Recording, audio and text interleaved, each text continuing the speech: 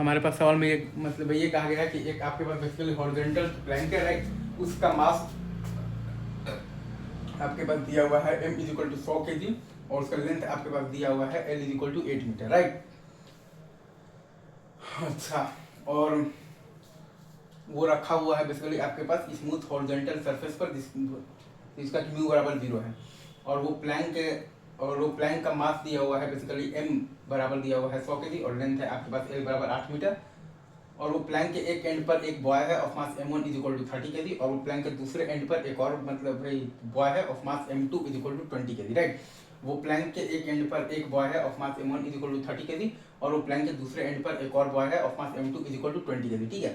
हमें बताना है कि find the displacement of the plank when the two boys interchange their positions, right. हमें ये बताना है कि find the displacement of the plank when the two boys interchange their positions, right. तो m1 का हमने डिस्प्लेसमेंट मान लिया है कि x है बेसिकली, तो राइट डायरेक्शन में,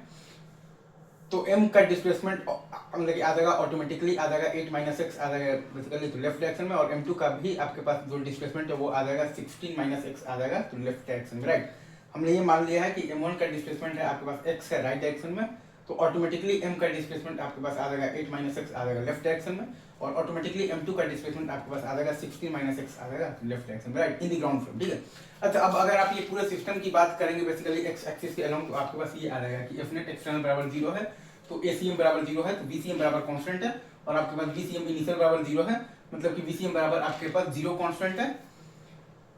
ठीक है सर।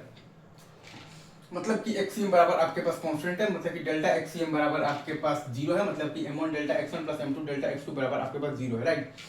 अगेन मैं फिर से बोल रहा हूँ, अगर आप ये पूरे सिस्टम की बात करेंगे ना एक्स एक्सिस के अलोंग, तो आपके पास ये आएगा कि एफ नेट एक्सटर्नल बराबर 0 है, मतलब कि एसीएम बराबर 0 है, मतलब कि बीसीएम बराबर कांस्टेंट है,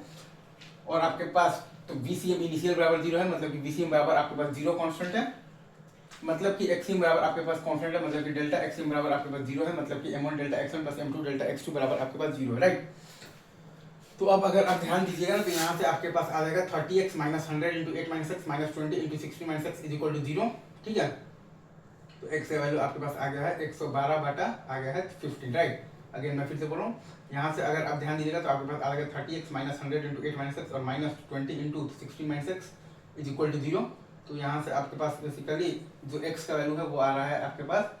112 बाई 15, तो m1 का डिस्प्लेसमेंट है आपके पास बेसिकली 112 बटा 15 है, राइट। m का डिस्प्लेसमेंट है आपके पास 8 बटा 15 लेफ्ट, और m2 का डिस्प्लेसमेंट है आपके पास बेसिकली तो क्या है, तो 128 बाई 15 है बेसिकली लेफ्ट, राइट। m1 का मतलब कि आपके पास जो डिस्प्लेसमेंट है वो है 112 बटा 15, राइट। तो m का डिस्प्लेसमेंट है आपके पास 8 बाई 15 है लेफ्ट, और m2 का डिस्प्लेसमेंट है आपके पास 128 बाई 15 है लेफ्ट, ठीक है। इजी, आगे बढ़ेगा। चलिए sir, thank you very much.